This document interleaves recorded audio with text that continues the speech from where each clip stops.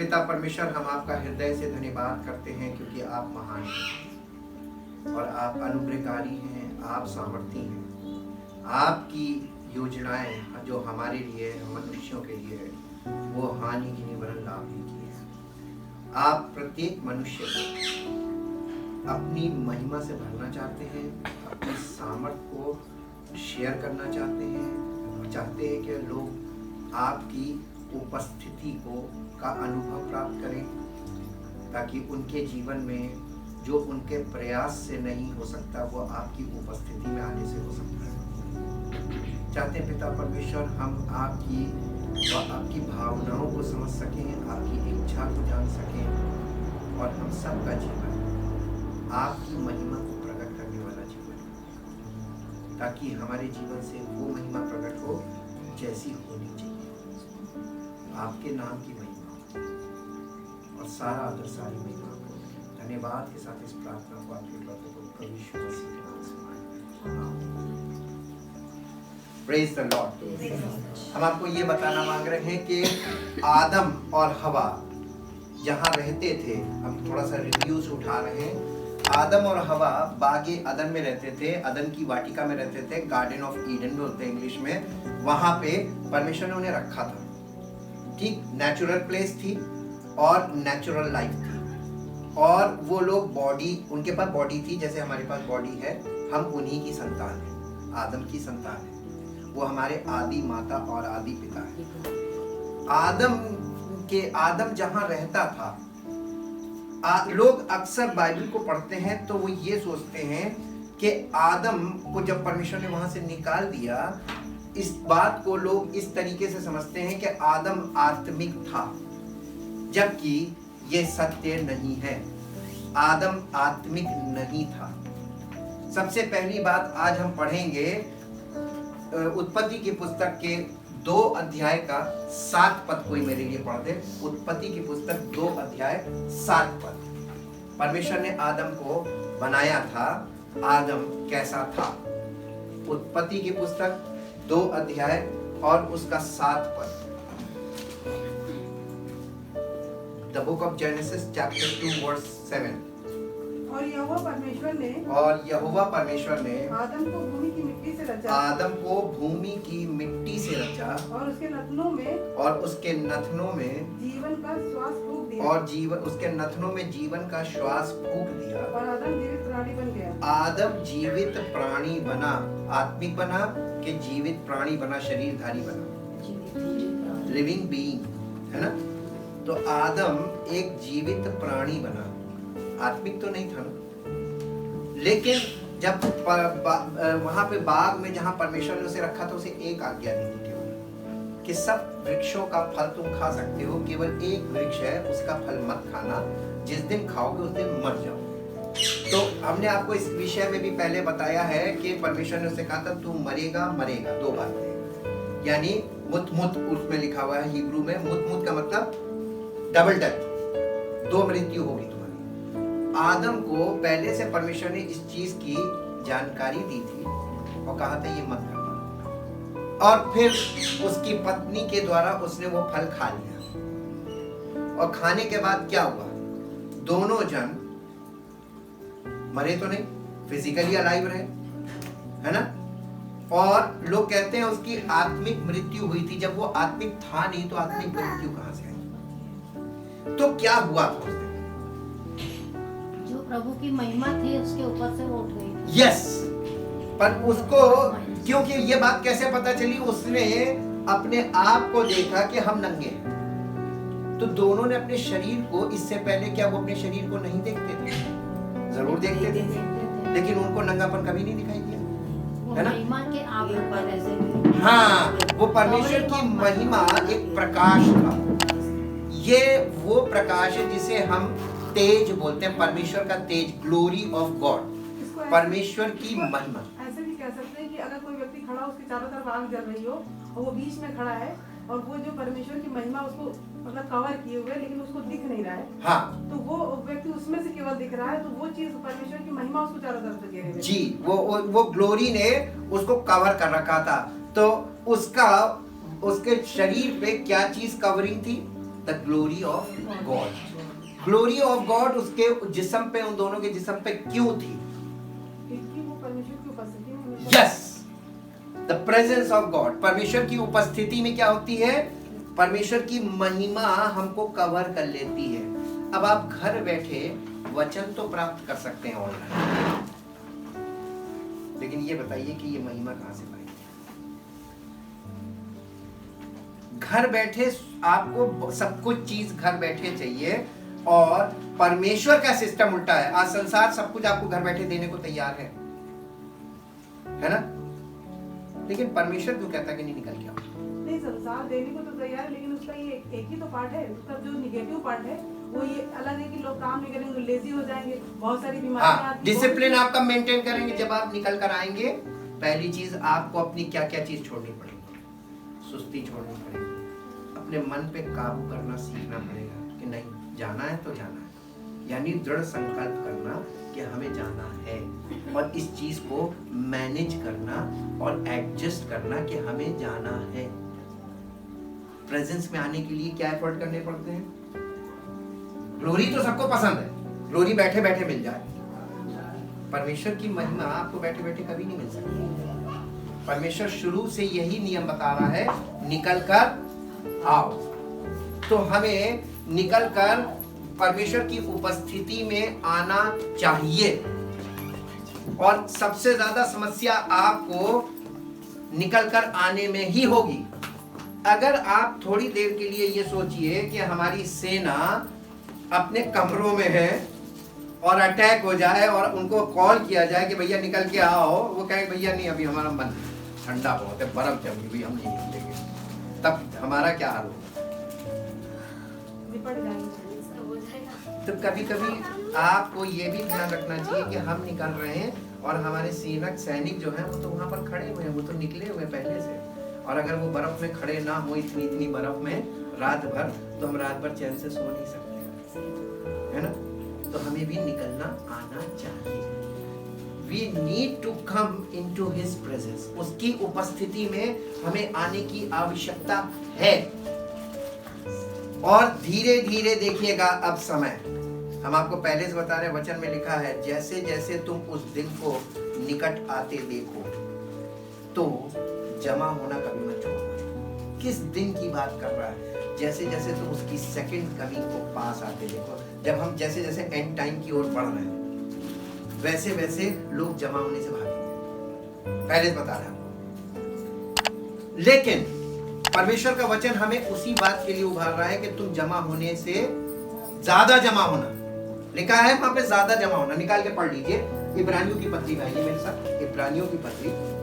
हर चीज को कंफर्म करना चाहिए कि वचन क्या हमको बता रहा है।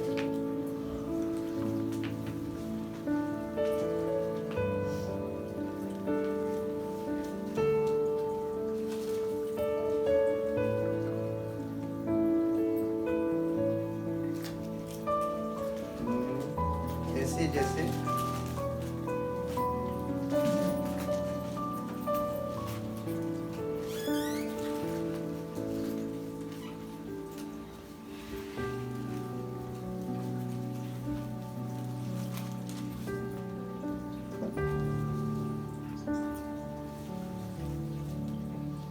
ये लिखा हुआ है इब्रानियों की पत्री 10 अध्याय उसका 25 पद पढ़ दीजिए। और एक दूसरे के साथ इकट्ठा होना और एक दूसरे के साथ इकट्ठा होना ना छोड़े, ना छोड़ना। इकट्ठा होना, हाँ, इकट्ठा यानी असेंबल होना, ना छोड़ना। जैसे कि कितनों की रीति है, जैसे कि कितनों की रीति है, और एक दूसरे को समझाते रहें, और एक दूसरे को समझाते रहें, और ज्यों ज्यों उस दिन को निकट आते और ज्यों ज्यों उस दिन को निकट आते देखो, त्यों त्यों और भी अधिक किया करो। क्या जमा हुआ करो, त्यों त्यों और भी अधिक, यानी अधिक बार जमा करो, जमा हो। हमने आपको अधिक बार तो नहीं कहा, हमने आपको केवल 2 दिन बोले हैं, संडे एंड थर्सडे। ठीक, किसी के लिए संडे एंड थर्सडे है, किसी के लिए वेडनेसडे एंड संडे है, किसी के लिए ट्यूसडे एंड संडे है। संडे सबके लिए कॉमन है। उसके अलावा स्टडी जो है वो थर्सडे है, किसी की वेडनेसडे है, किसी की फ्राइडे है, किसी की सैटरडे है। ये डेज हैं फॉर स्टडीज। लेकिन दोनों ही बार में हमें जमा होना है। ठीक, हम आपको प्रेशराइज तो नहीं करेंगे, क्योंकि प्रेशराइज किसी को नहीं करना चाहिए। परमेश्वर इसमें एक चीज ये देखता है कि जो परमेश्वर से प्रेम करते हैं ना, उनको प्रेशर की नहीं, वो तो इंतजार बैठे होते ये बोले और मैं चलूं। ऐसे वाले लोगों को ढूंढ रहा परमेश्वर। और अगर कोई व्यक्ति उसको कॉल दी जाए, वो क्या, अरे यार इन्होंने बोल दिया वहां जाना पड़ेगा, वो ये सब, परमेश्वर आपकी भावना को देख रहा, आपको देख रहा, वो समझ जाता है कि ये इसने मुंह बना लिया। जिसने मुंह बनाया उसको कहता तुम ना जाओ भाई, ऐसे तो ना जाओ तो अच्छा है, जाओ तो अपनी इच्छा से जाओ, दिल से जाओ। पूरे परमेश्वर से जो लोग प्यार करते हैं वो लोग इंतजार करते हैं कि हमें परमेश्वर की उपस्थिति में जाने का कब मौका मिले। ठीक, और एक वो लोग होते हैं जो ये इंतजार करते हैं कहीं बुला ना, घर बैठे देखते जी। परमिट उन लोगों के पूरे शरीर पर एक आवरण था, वस्त्र नहीं थे, लेकिन परमेश्वर ने उन्हें एक डिवाइन क्लोथिंग दी थी। वो यानी ऐसे वस्त्र थे जो वस्त्र से बढ़कर थे। वो था ग्लोरी ऑफ गॉड। परमेश्वर की महिमा उनको कवर की हुई थी। जैसे ही वो महिमा घटी, वैसे ही उनको लगा कि हमारे पास से कुछ चला गया, अब हम नंगे हैं, है ना। और वो जो उनको अनुभव हुआ था उसको लोग स्पिरिचुअल डेथ से जोड़ते हैं। स्पिरिचुअल डेथ नहीं थी, वो था कि परमेश्वर की महिमा उठ गई। The glory of God depart from human being. मनुष्य से परमेश्वर की महिमा उठ गई। क्यों उठ गई? क्योंकि मनुष्य ने परमेश्वर की आज्ञा का उल्लंघन किया, तो परमेश्वर की महिमा उस पर से उठ गई। जैसे ही महिमा उठ गई, वैसे ही वो परमेश्वर की उपस्थिति से भागने लगा। प्रेजेंस ऑफ गॉड तो थी, ग्लोरी ऑफ गॉड जैसी उसके जिस्म से गायब हुई, वैसे ही वो लोग अपने आप को छिपाने लगे, छिपने लगे। क्यों छिप रहे थे? क्योंकि वो परमेश्वर की उपस्थिति में जाने से डर रहे थे, क्योंकि उनको लग रहा था कि कोई चीज थी जिसकी कवरिंग में हम परमेश्वर की उपस्थिति में थे, तो हमको अच्छा लगता था। अब हमको डर लग रहा है क्योंकि वो कवरिंग नहीं है। परमेश्वर की उपस्थिति में जाने के लिए वो कवरिंग आज भी चाहिए। परमेश्वर का कोई नियम नहीं बदला। लोग अक्सर सोचते हैं कि नए नियम में सब बदल गया। नहीं, पुराने नियम में जितने फॉल्ट हुए उसको नए नियम में पूरा किया है। किसने किया? His name is Jesus Christ। वो वापस रीगेन किया उसने उसी महिमा को, और वही महिमा का आत्मा हमें दिया गया है। होली स्पिरिट महिमा का आत्मा है। जब हमारे जीवन में आएगा तो हमको वो कवर कर देगा, ताकि हम परमेश्वर की उपस्थिति में जाने के योग्य हो, ठहरने के योग्य हो। हालेलुया।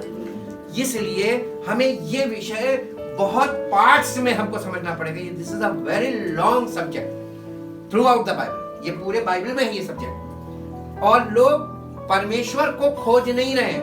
कोई चंगाई खोज रहा है, कोई अपने मतलब की चीजें खोज रहे हैं। और परमेश्वर का वचन और परमेश्वर का आत्मा ये चाहता है कि मनुष्य चंगाई को ना खोजे, चंगा करने वाले को खोजे। वो कौन? मनुष्य छुटकारे को ना खोजे, छुटकारा देने वाले को खोजे। क्योंकि एक दिन के छुटकारे से हमें काम बनना नहीं है, बार बार चाहिए। लाइफ ऑनगोइंग प्रोसेस है। आज मिल गया, कल फिर कैसे? और ये मिला, वो चले, फिर दोबारा वो आपको पूछेगा। तो इसलिए आपको वहां पर पूरी तरीके से कनेक्ट हो जाना चाहिए जहां प्रेजेंस ऑफ गॉड। और जब जब आप प्रेजेंस में जाएंगे, तब तब आपको वो चीजें मिलेंगी जो शायद प्रार्थना से नहीं मिल सकती।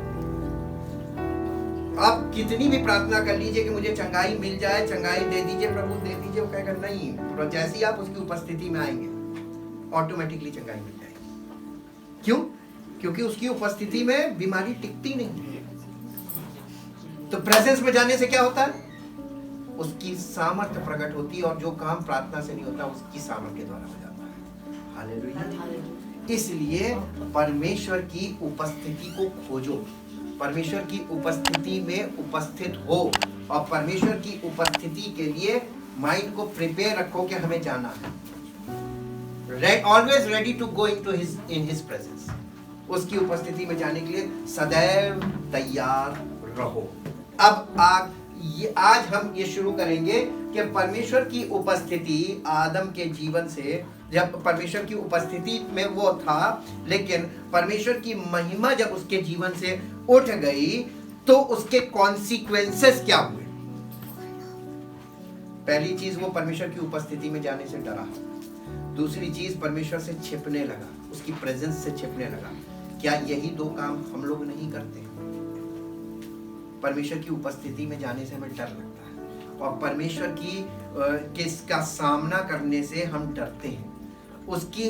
और उसके बाद तीसरी बात वहां पर है कि वो परमेश्वर को देख नहीं सकता था, उसके साथ जैसे वो कम्यून करता था, जैसे वो उसके साथ फेलोशिप करता था, परमेश्वर की उपस्थिति में वो फेलोशिप खत्म हो गई थी। अब क्या है, अब वो केवल परमेश्वर की आवाज सुन सकता था, उसकी महिमा को अब देख नहीं सकता था। तो उसकी आंख पे से भी कोई चीज ऐसी हटी कि उसकी आंख अब उस चीज को देख नहीं सकती थी। तो वो परमेश्वर की उपस्थिति से छिपने लगा। और जब परमेश्वर ने कहा कि जैसे ही उसने कहा कि मैं नंगा हूं, उसने कहा तुझे किसने बताया कि तू नंगा है? क्या तूने वो फल खाया? परमेश्वर को तुरंत मालूम चल गया, ये सिचुएशन तुरंत मालूम चल गई कि क्या हुआ। अब मेरे साथ ये निकालिए, रोमियो की पत्री 3 अध्याय का 23 पद पढ़िए। रोमियो की पत्री 3 अध्याय का 23 पद। Romans chapter 3। इसलिए कि सबने पाप किया है। इसलिए कि सबने पाप किया है। किसने किया? चाहे वो किसी भी जाति, समस्त मानव जाति, सबके लिए है ना। इसलिए कि सबने पाप किया है और परमेश्वर की महिमा से रहित है। किस चीज से हम आज माइनस? क्या चीज हमारे जीवन में माइनस है? वो महिमा जो आदम के जीवन में थी, ग्लोरी ऑफ गॉड, कवरिंग, वो गायब है। और उसके ना होने से हम उसकी प्रेजेंस में नहीं जा सकते। प्रॉब्लम ये हो गई। अब ये बताइए, लोग without God every person is doing everything, और सब कुछ करने के बाद भी रिजल्ट नहीं मिल रहा। क्यों? प्रार्थना आप कर सकते हैं, आपकी इच्छा है, आप अपनी इच्छा से प्रार्थना कर सकते हैं, लेकिन क्या परमेश्वर आपकी प्रार्थना पे काम करेगा कि वो अपनी मर्जी का मालिक है? तो फिर आप प्रार्थना कर रहे हैं तो आपकी प्रार्थना क्यों सुनेगा? क्या इस चीज के लिए वो उसके ऊपर ये प्रेशर है कि नहीं तुझे सुननी ही पड़ेगी? क्या ऐसी कोई बाउंडेशन है? तो परमेश्वर क्यों सुनेगा? परमेश्वर अब ये कह रहा है कि पहले तुम मेरी सुनो। और लोगों को मैंने देखा है कि लोग ज्यादातर एक्सप्लेन करना मांगते हैं कि उनके साथ क्या हो रहा है, उनकी प्रॉब्लम क्या है। वो अपनी प्रॉब्लम को एक्सप्लेन करने में लगे हुए हैं और ये सुनना पसंद नहीं करते कि परमेश्वर उनको क्या एक्सप्लेन करना मांग रहा है। इतना वचन गया, उस पर लगातार मेरा नंबर चल रहा है, कॉन्टैक्ट में। सब लोग कहते हैं हमने सुना, लेकिन कभी किसी ने कॉन्टैक्ट नहीं किया। ये बात मुझे बहुत अजीब सी लगी कि यार इतने विषय पे मैं तो 50% वहां पे बोल रहा हूँ, अधूरा है। हमें मालूम है हम जो बात बोल रहे हैं वो अधूरी बोल रहे हैं, उसको आपने पूरा ही नहीं किया। अगर आपको क्वेश्चन करना चाहिए था, कहाँ क्वेश्चन करना चाहिए? आपको एक्चुअली समझ में नहीं आया, क्योंकि क्वेश्चन क्या करना, जो मिल रहा सुन लो और मुंह बंद करके बैठे रहो। तो जब बच्चे को आप कोई चीज पढ़ाइए, टीचर्स लोगों को मालूम है, बच्चे को आपने पढ़ाया और बच्चा, आपको लग रहा बच्चा बड़ा ब्रिलियंट है, पता कब चलता है? तो पता चल जाता है कि कितना ब्रिलियंट है ना। कभी कभी हम ब्रिलियंट होने का अपने ओवर कॉन्फिडेंस ही है कि हम सोचते हैं कि हमें आ गया समझ में, लेकिन जैसा आना चाहिए वैसा नहीं आया। नए नियम में एक वर्स लिखी है कि जैसा जो लोग ये दावा करते हैं कि हम उन्हें सब समझ में आ गया, जैसा समझ में आना चाहिए वैसा आज तक नहीं आया। ये बात क्यों लिखी हुई है? परमेश्वर के वचन में हर बात का एक तर्क है परमेश्वर के पास। इसलिए क्योंकि परमेश्वर ने यहूदियों को, इजरायलियों को सब कुछ दिया, लिखित दिया, लिटरेचर दिया पूरा, क्योंकि वो परमेश्वर की बात नहीं सुनना मांगते थे। हमने आपको बताया ग्लोरी ऑफ गॉड माइनस होने के बाद मनुष्य परमेश्वर की आवाज से भी दूर भागता था। तो मूसा से कह रहे कि तू ही मुझसे बातें किया कर, परमेश्वर मुझसे बातें ना करे। तो वो मूसा जो है वो उसके थ्रू बात करते थे। मूसा भी डायरेक्ट बात नहीं करता था, मूसा का बड़ा भाई था, वो मूसा की ओर से परमेश्वर मूसा से बात करता था, फिर मूसा अपने भाई को बोलता था, फिर भाई लोगों से बात करता था। ये स्टेप्स थे। क्यों? क्योंकि डायरेक्ट परमेश्वर की सुनने में लोगों को डर लगता था। ये स्टेप्स इसलिए बनाए थे। और परमेश्वर ने उनको सब कुछ दिया। भविष्य वक्ताओं के द्वारा उनसे सब तरह की वार्निंग्स भी दी, सब तरीके की बातें करी, और रिजल्ट देख रहा था उनके जीवन में इतना सा भी परिवर्तन नहीं आया। उन्होंने परमेश्वर के वचन को फेल कर दिया, सुन के फेल कर दिया। तब परमेश्वर ने फिर अपना एक और आखिरी काम किया। उसने कहा अब मेरे पास एक ही योजना बची है, मैं अपने पुत्र को भेजूंगा, और पुत्र के साथ क्या आएगा? परमेश्वर की प्रेजेंस आ जाएगी। और जब मेरी प्रेजेंस पुत्र के द्वारा जमीन पर जाएगी और लोगों के बीच में जाएगा, तो मेरी उपस्थिति में उनके जीवन में अद्भुत आश्चर्य कर्म करेगा। अब आप देखिए यीशु मसीह को, यीशु मसीह ना तो पास्टर था, ना लीडर था, ना मेंबर था, ना बिशप था। यीशु मसीह कुछ नहीं था। उसके जीवन में एक चीज थी कि कोई पद नहीं था, कुछ भी नहीं था, लेकिन एक चीज थी जो आज नहीं है। आज पद है, सब कुछ है, एक चीज नहीं है, और वो चीज केवल यीशु मसीह के जीवन में थी, और वो उसके जीवन से उसके चेलों के जीवन में ट्रांसफर हुई। वो क्या था? Presence of God, power of God. जहाँ उसकी उपस्थिति होगी वहाँ पावर होगी, और जहाँ पावर होगी वहाँ महिमा भी होगी। हालेलुया। तो यीशु मसीह को कोई छू लेता था वो चंगा हो जाता था, यीशु मसीह किसी को छूता था वो भी चंगा हो जाता था। यीशु मसीह ने कभी किसी को छुआ, लोगों ने उसको छुआ, उसने लोगों को छुआ, लोगों को चंगाई मिली, लेकिन प्रार्थना कभी की? जब परमेश्वर की उपस्थिति होगी वहां प्रेयर की जरूरत ही नहीं, वहां तो पावर है। हालेलुया। तो यीशु मसीह के द्वारा परमेश्वर की उपस्थिति लोगों के, मनुष्य के बीच में आ गई। उसी को उसने कहा था परमेश्वर का राज्य तुम्हारे बीच में आ गया। Presence of God, glory of God, power of God. जब ये सब चीजें एक मनुष्य के द्वारा सब बीच में आ गई, मनुष्यों के बीच में, तो क्या आ गया? परमेश्वर की महिमा आ गई, परमेश्वर की उपस्थिति आ गई। आपको किस चीज की जरूरत है? प्रेजेंस ऑफ गॉड की, परमेश्वर की उपस्थिति की। किस किस को परमेश्वर की उपस्थिति की जरूरत महसूस होती है? क्यों? उपस्थिति के लिए आपको निकल के आना पड़ेगा, परमेश्वर की उपस्थिति। और ये मैनेज आपको करना है कि कैसे आऊं, क्योंकि ये जो आज आपके सामने है, ये उस जमाने में मेरे लिए भी मुश्किल था। जब मैं था, मेरे बच्चे छोटे थे, वो भी पढ़ते थे, उनके भी एग्जाम होते थे, उनके भी वो थे, काम भी करते थे हम लोग, सब कुछ था, घरेलू काम भी होते थे, लेकिन फिर भी हम लोग ने एक टाइम मैनेज कर दिया था कि नहीं, ये टाइम हमारा नहीं है, हमको जाना ही जाना है। ना आने के 1000 बहाने हो सकते हैं, और आने वालों के लिए कोई बहाना नहीं। और परमेश्वर आपकी जीवन को मॉनिटर करेगा इसी तरीके से। अब फिर बाद में लोग कहते हैं कि ये ऐसा क्यों हो गया, ये ऐसा क्यों हो गया। हम तो जाते हैं कहाँ? कभी आते हैं बेमन से, कभी आते हैं प्रेशर में, मजबूरी में, कभी आते नहीं, खुशी से। इसीलिए आप भजन संहिता में जाएंगे तो जब दाऊद ये भजन को लिख रहा था, ये अनुभव लिख रहा है कि जब उन्होंने कहा आओ हम परमेश्वर के भवन को चले, तो मैं आनंदित हुआ। भवन मीन्स प्रेजेंस ऑफ गॉड, परमेश्वर की उपस्थिति में जो हम लोग असेंबल होते हैं, ये है परमेश्वर का भवन, जब हम जमा होते हैं। हालेलुया। तो उसके जीवन से सब कुछ माइनस हो गया था, और परमेश्वर ने जब न्याय किया तो परमेश्वर ने वहां पे न्याय में क्या बोला, मेरे लिए फिर से निकाल के पढ़ें। उत्पत्ति की पुस्तक के 3 अध्याय में ग्लोरी जब डिपार्ट हुई तो परमेश्वर ने वहां पे जजमेंट ऑफ गॉड आया, और जजमेंट ऑफ गॉड आया, परमेश्वर का न्याय लिखा हुआ है। 3 अध्याय के 14 पद से पढ़िए। उत्पत्ति 3 अध्याय 14 पद। तब यहोवा परमेश्वर ने सर्प से कहा, तब यहोवा परमेश्वर ने सबसे पहले किससे बात की? सर्प से कहा, तूने जो ये किया है, इसलिए तू सब घरेलू पशुओं और सब बनेले पशुओं से अधिक श्रापित है। तू पेट के बल चला करेगा और जीवन भर मिट्टी चाटता रहेगा। और मैं तेरे और इस स्त्री के बीच में, और तेरे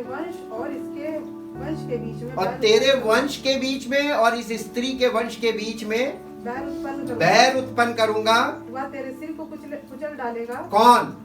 स्त्री का वंश तेरे सिर को कुचल डालेगा, और तू उसकी एड़ी को डसेगा। और आज तक ऐसा ही है, वो एड़ी में डसता है, और आज तक देखिए enmity with snake and man, कभी भी मनुष्य को सांप मिलता है वो मार दिया जाता है। ये शुरू से एनमिटी चली आ रही है, ये परमेश्वर की ओर से है जी। फिर स्त्री से उसने कहा मैं तेरी पीड़ा और तेरे गर्भवती होने के दुख को बहुत बढ़ाऊंगा। मैं तेरी पीड़ा और गर्भवती होने के दुख को बहुत बढ़ाऊंगा। तू पीड़ित होकर बालक उत्पन्न तू करेगी। पीड़ित होकर बालक उत्पन्न करेगी। और तेरी लालसा तेरे पति की ओर होगी। तेरी लालसा तेरे पति की ओर होगी। और वह तुझ पर प्रभुता करेगा। कौन? पति। पति तुझ पर प्रभुता करेगा। यानी पहले बनाया दोनों को इक्वल था, लेकिन जब यहाँ गलती हो गई तो पति को उसका जिम्मेदार के हेड वो है, वो तुझ पर प्रभुता करेगा जी। और आदम से उसने कहा, और आदम से उसने कहा तूने जो अपनी पत्नी की बात सुनी, तूने जो अपनी पत्नी की बात सुनी। और खुदा बड़ा नाराज होता है जिस वृक्ष के विषय में मैंने तुझे आज्ञा दी थी, हाँ? और जिस वृक्ष के फल के विषय में मैंने तुझे आज्ञा दी और थी, जिस फल के विषय में मैंने तुझे आज्ञा दी थी कि तू उसे ना खाना, कि तू उसे ना खाना, उसको तूने खाया है, उसको तूने खाया है। इसलिए भूमि तेरे कारण शापित है। देखिए आदम को श्राप नहीं दिया, स्त्री को भी श्राप नहीं दिया, परमेश्वर ने उसको श्रापित बना दिया, उस पशु को जिसके द्वारा ये काम हुआ था। और आदम के कारण अब क्या क्या चीजें श्रापित हो गई। परमेश्वर आदम को इंफॉर्मेशन दे रहा है कि भूमि तेरे कारण शापित है। ये भूमि आज जो है, ये भूमि आज श्रापित है। अर्थ श्रापित हो गई किसके कारण? आदम के कारण जी। तू उसकी उपज जीवन भर दुख के साथ खाया करेगा। तू भूमि की उपज तो खाएगा, लेकिन दुख के साथ खाएगा। आज देख लीजिए दुख के साथ खा रहा है। किसानों को देख लीजिए, किसान पूरे पूरे देश को खिला रहा है, और किसान की हालत देख लीजिए। क्यों? इतनी बड़ी जमीन, खेत का मालिक, उसको तो ऑफिस होना चाहिए बढ़िया, सबसे आलीशान घर उसका होना चाहिए, उसके पास कमी नहीं, पूरे देश को खिला रहा, अन्नदाता बोलते लोग। लेकिन उसके साथ प्रॉब्लम क्या चल रही है?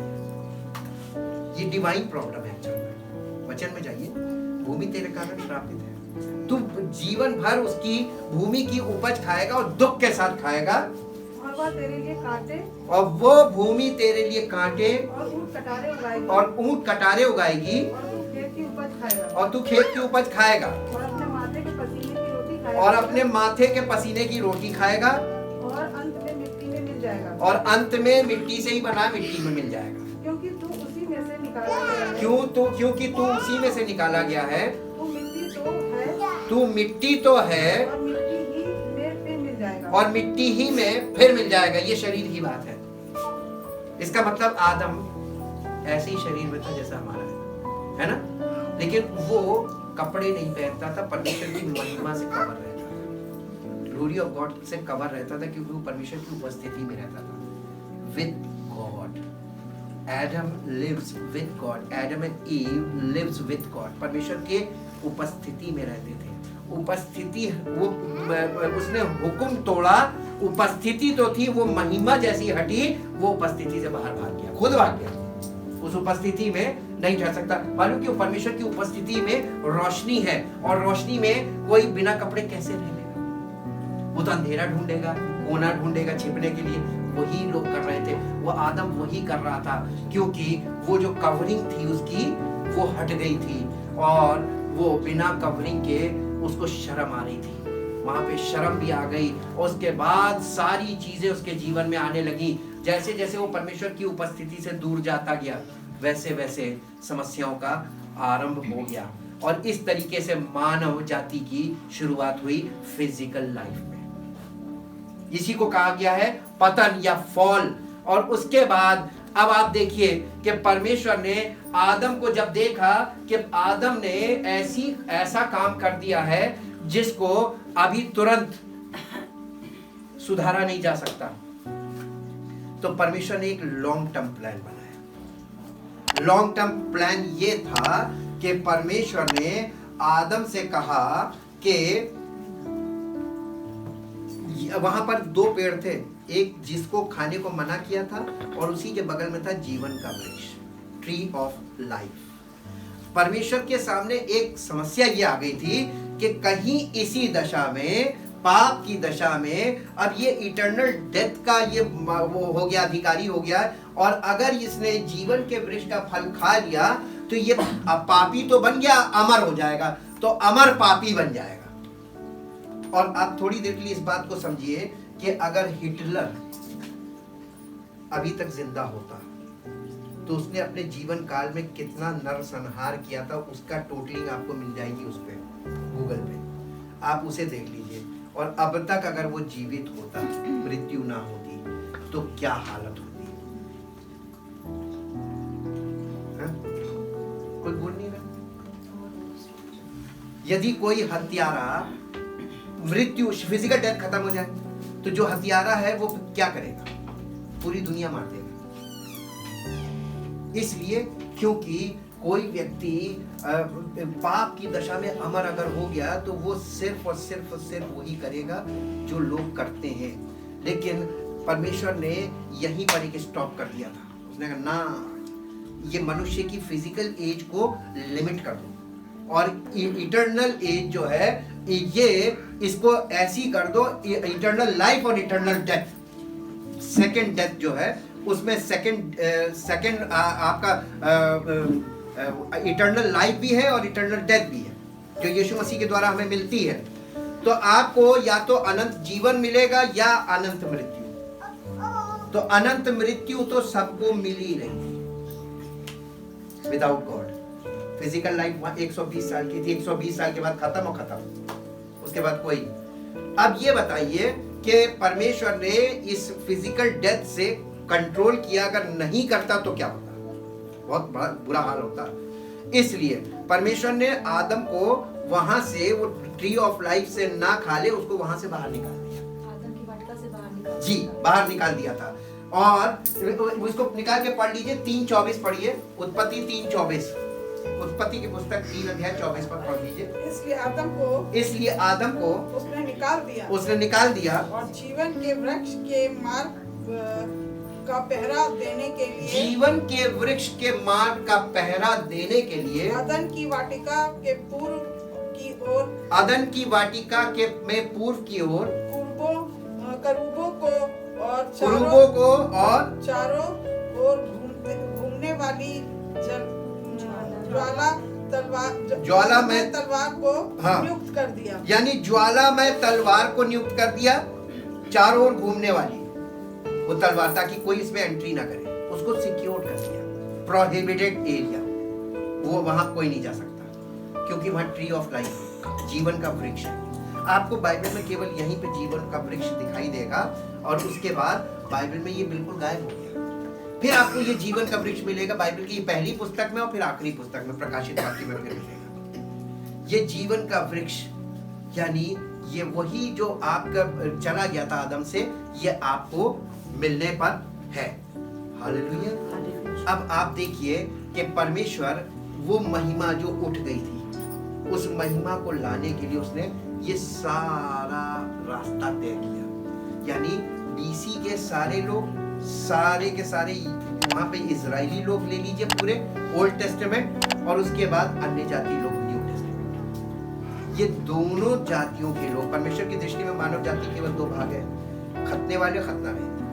तो इधर से खतने वाले और इधर से खतना रहित, दोनों के लिए एक उद्धारकर्ता को उसने भेजा। उसका नाम क्या है? प्रभु यीशु मसीह।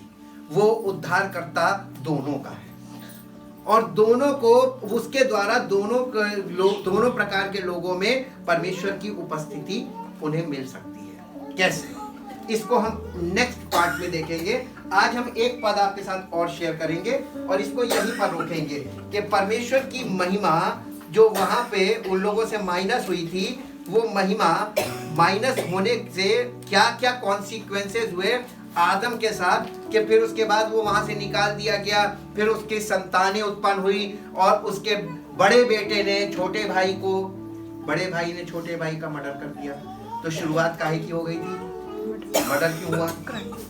अब परमेश्वर की उपस्थिति से वो बाहर है। अब फिजिकल लाइफ, इसी को फिजिकल लाइफ बोलते हैं। अब वो शारीरिक जीवन में आ गए, और शारीरिक जीवन में जैसे हम लोगों का शारीरिक जीवन वैसे ही उसका था, और उसका परिवार में जब संतान उत्पन्न हुई, फिर भाई भाई के झगड़े उत्पन्न हुए, आज क्या है? वही चल रहा ना, सेम कहानी।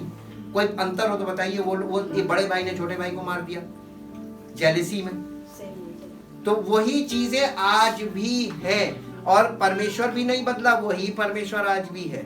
और परमेश्वर वैसे ही इंतजार कर रहा है कि कब मनुष्य अपने विचारों से हटके परमेश्वर की उपस्थिति में आए। और परमेश्वर की उपस्थिति में आने से जो उसके जीवन में उसके करने से नहीं हो सकता, वो परमेश्वर ही कर सकता है। इसीलिए लिखा है, असंभव को संभव कौन करता है? परमेश्वर। कैसे करता है? घर बैठे नहीं। एक स्त्री जिसे 12 वर्ष से लहू बहने का रोग था, वो स्त्री यीशु मसीह की चर्चा सुनकर कि यीशु मसीह आया है, वो अपने मन में ये विचार करती थी कि यदि मैं उसके वस्त्र के छोर को छू लूंगी तो चंगी हो जाऊंगी।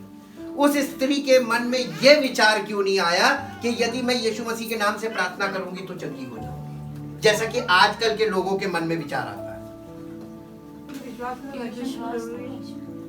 विश्वास एक्शन भी तो जरूरी है।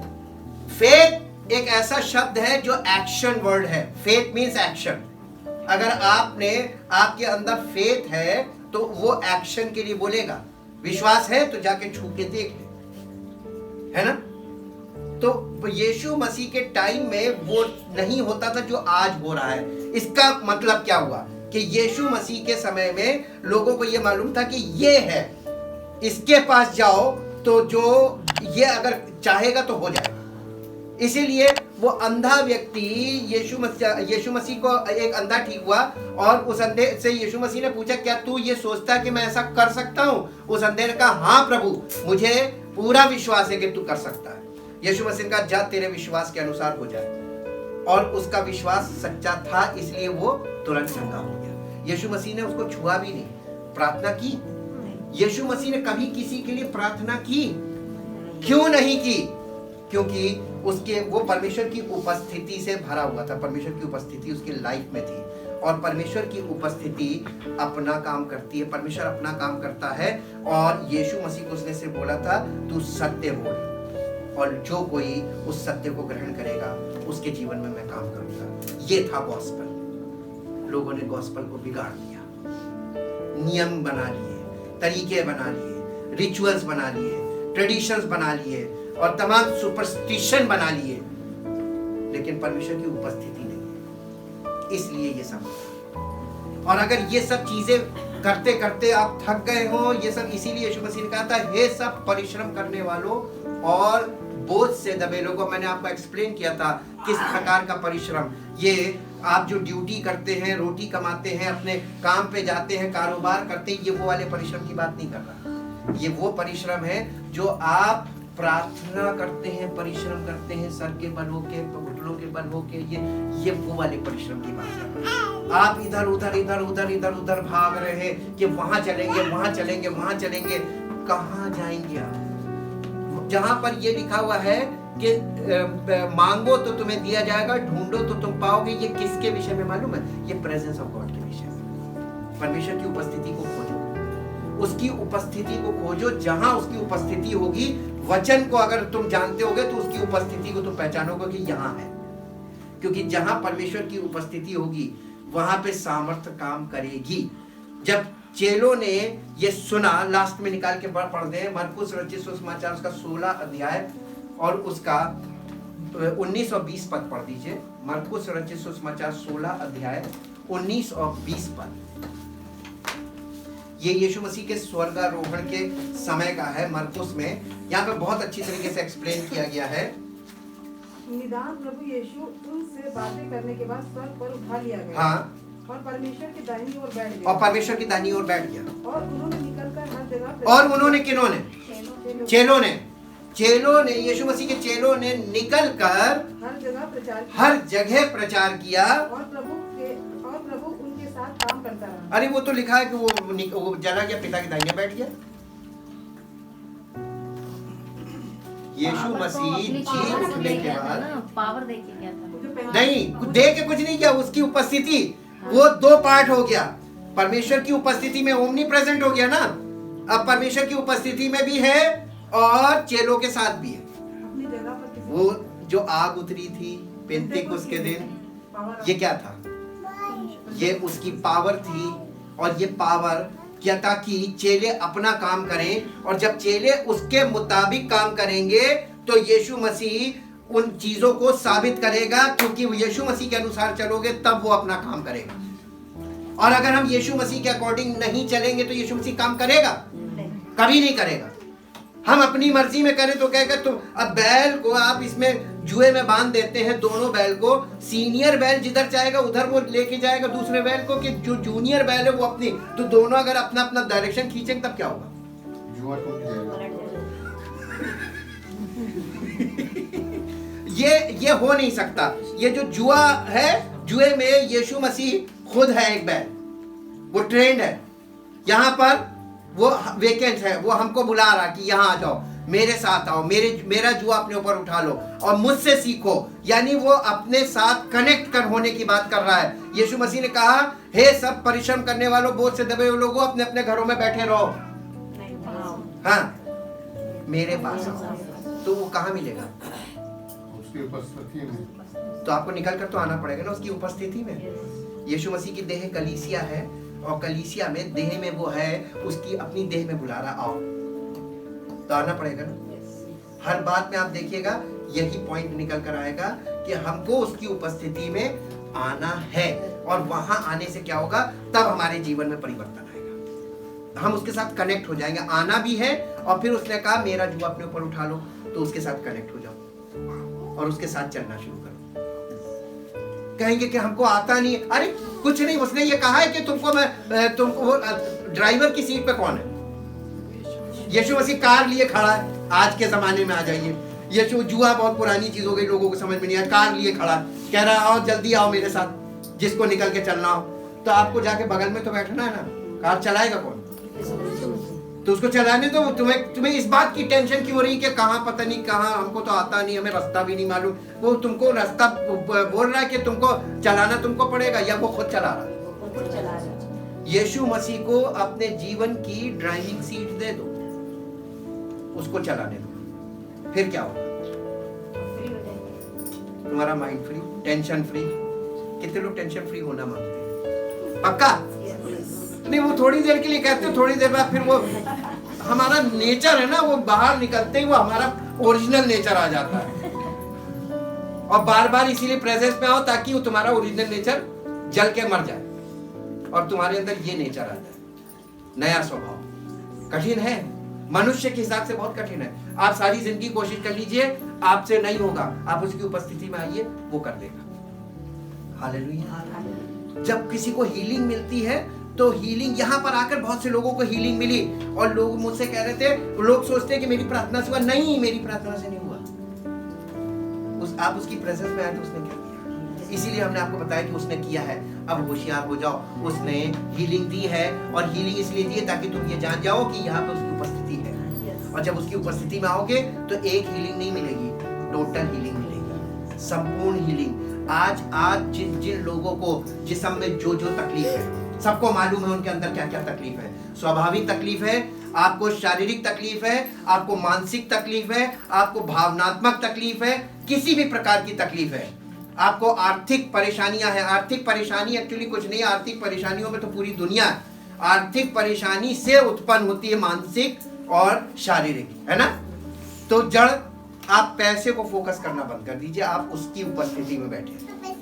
जीवन देने वाला कौन है? आप उसको फोकस कीजिए, और आप उसको ये मान लीजिए कि वो आपको वो सब कुछ दे देगा जिसकी आपको आवश्यकता है।